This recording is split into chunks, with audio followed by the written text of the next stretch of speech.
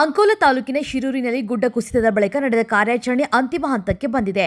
ಮೂರನೇ ಬಾರಿ ನಡೆಸಿದ ಕಾರ್ಯಾಚರಣೆಯಲ್ಲಿ ಕೇರಳ ಮೂಲದ ಲಾರಿ ಚಾಲಕ ಅರ್ಜುನ್ ಶವ ಲಾರಿ ಬುಧವಾರ ಪತ್ತೆಯಾಗಿದೆ. ಜುಲೈ 16ರಂದು ಮಳೆಯ ಕಾರಣ ಗುಡ್ಡ ಕುಸಿತವಾಗಿ 9ಕ್ಕೂ ಅಧಿಕ ಜನರು ಸಾವನ್ನಪ್ಪಿದ್ದರು ಅಂತ ಕಾರ್ಯಾಚರಣೆಯ ಬಗ್ಗೆ ಸಿಎಂ ಸಿದ್ದರಾಮಯ್ಯ ಅಪ್ಡೇಟ್ ನೀಡಿದ್ದಾರೆ.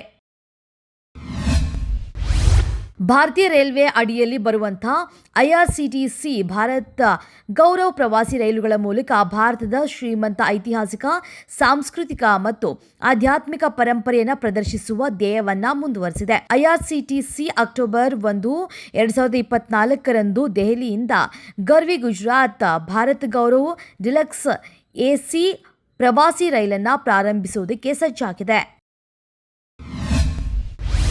ಮೂಡ ಹಗರಣಕ್ಕೆ ಸಂಬಂಧಪಟ್ಟಂತೆ ಸಿಎಂ ಸಿದ್ದರಾಮಯ್ಯ ವಿರುದ್ಧ ಲೋಕಾಯುಕ್ತ ತನಿಖೆ ನಡೆಸುವಂತೆ ಜನಪ್ರತಿನಿಧಿಗಳ ಕೋರ್ಟ್ ಆದೇಶವನ್ನು ನೀಡಿದೆ.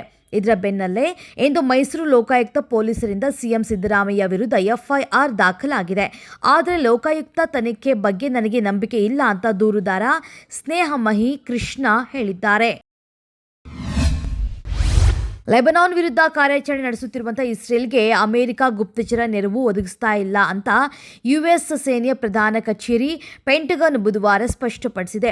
ಲೆಬನಾನ್ನಲ್ಲಿ ಇಸ್ರೇಲ್ ಸೇನಾ ಕಾರ್ಯಾಚರಣೆಯನ್ನ ಅಮೆರಿಕ ಬೆಂಬಲಿಸುತ್ತಿದೆಯೇ, ಗುಪ್ತಚರ ನೆರವು ನೀಡುತ್ತಿದೆಯೇ ಎಂಬ ಪ್ರಶ್ನೆಗಳಿಗೆ ಪ್ರತಿಕ್ರಿಯಿಸಿದ ಪೆಂಟಗನ್ ವಕ್ತಾರೆ ಸಬ್ರಿನಾ ಸಿಂಗ್ ಬೆಂಬಲವಿಲ್ಲ ಎಂದಿದ್ದಾರೆ.